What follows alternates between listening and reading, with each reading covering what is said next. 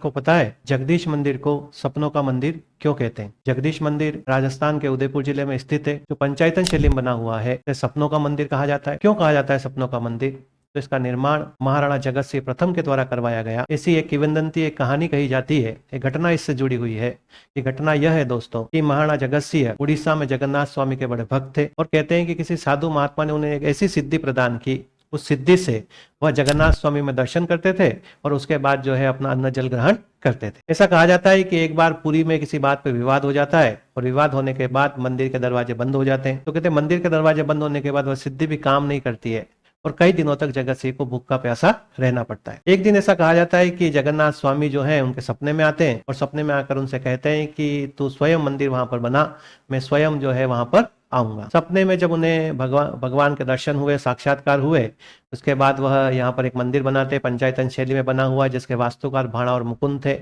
ऐसा कहते हैं कि जब मंदिर बन रहा था और मंदिर का निर्माण धीरे धीरे पूरा होने की ओर बढ़ रहा था, तो जगत सिंह को चिंता सताने लगी कि इस मंदिर में मूर्ति कहाँ से लाऊंगा, लोग हंसेंगे मेरे ऊपर। तो ऐसा कहा जाता है कि उसी दौरान उन्हें सपना आता है फिर से, और सपने में ये कहा जाता है कि वागड़ और मेवाड़ की सीमा पर एक पर्वत है, जिसे पशवस पर्वत कहा गया। कहते हैं कि द्वापर युग में उसी पशवस पर्वत की तलहटी में कृष्ण और जरासंध की लड़ाई होती है। तो कहते हैं उस पर्वत की तलहटी में जब खोदा जाए तो वहां से मूर्ति निकलेगी। सपने के अकॉर्डिंग वहां से फिर जो है खोदा गया तो वहां से ये मूर्ति निकली। लेकिन वह कहते हैं कि वह पर्वत जहाँ से मूर्ति निकली वह डूंगरपुर की सीमा में था। तो डूंगरपुर के शासक और मेवाड़ के शासक में जो है बात बनाती है। वह कहते हैं कि मूर्ति हमारी सीमा से निकली तो हमारी होगी।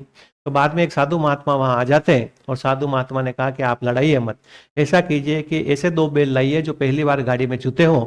उन बैलों को गाड़ी में जोता गया, मूर्ति उसमें रखी गई और जिधर ये बैल जाएंगे उधर जो है मूर्ति उसकी रहेगी। तो कहते चमत्कार इस प्रकार का था कि सीधे बैल आकर जगदीश मंदिर के सामने रुकते हैं और बाद में मूर्ति स्थापित कर दी जाती। फिर भी जगत सिंह को चिंता सताती है कि मैं कैसे मान लूं कि भगवान स्वयं यहाँ आ चुके हैं। तो फिर उन्हें सपना आता है और सपने में कहा जाता है भगवान के द्वारा कि तूने जो है 4 सोने के कड़े वहां पूरी उड़ीसा में भेंट किए थे, अगले दिन इस मूर्ति में आ जाए तो मैं समझ लेना कि मैं स्वयं आ गया हूं। और ऐसा कहते हैं फिर चमत्कार इतना था कि अगले दिन वह 4 सोने के कड़े जो उन्होंने पूरी में भेंट किए थे उड़ीसा में, वह इस मूर्ति में जो है आ जाते हैं। तो ऐसा कहते हैं साक्षात भगवान जो है यहाँ पर विराज जाते हैं।